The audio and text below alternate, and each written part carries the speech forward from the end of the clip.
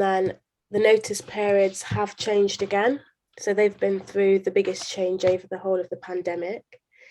So they've now reverted back to the usual lengths of, so for the Section 21 and Section 8 notices from the beginning of this month, October.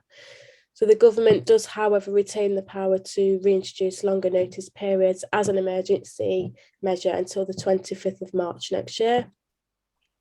So from the 1st of October, the notice period required for Section 21 notices are 2 months, and Section 8 notices for most grounds is 2 weeks. So that's based on rent arrears, grounds 8, 10 and 11.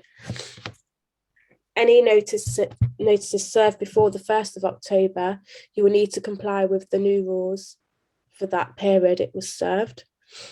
With those, sorry, not the new rules. So if you served before October, and you would have had to do 4 months notice.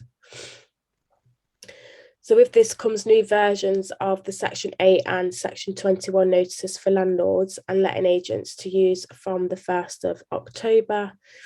It is important to ensure you use the correct version before serving, especially if you have posted a notice.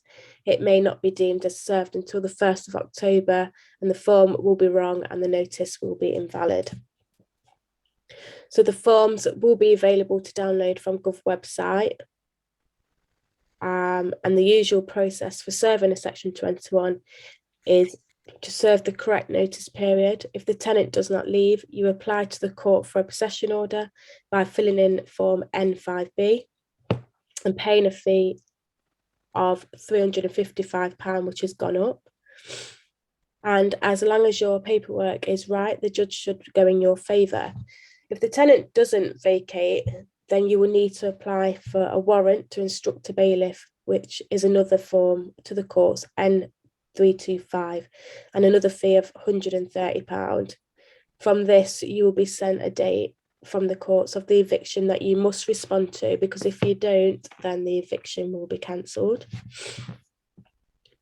If you have served a Section 8, you can fill in the standard possession form online, and the cost is the same, £355. You will more likely take part in a mediation before a court hearing, and any evidence you will be supplying to the court must be supplied to the tenant as well.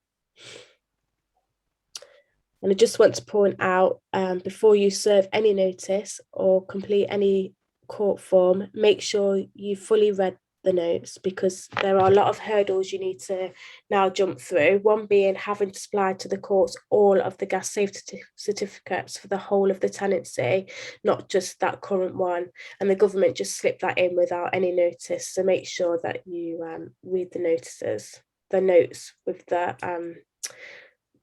forms. And then if you do not comply, then the saddest thing is you probably won't get the possession order. So it's really important that you've done everything correctly. And then the last thing on here is the court delays are still ongoing. And I've heard it's between 12 to 15 months. So landlords should still prioritise working with the tenants to sustain the tenancy wherever it is possible.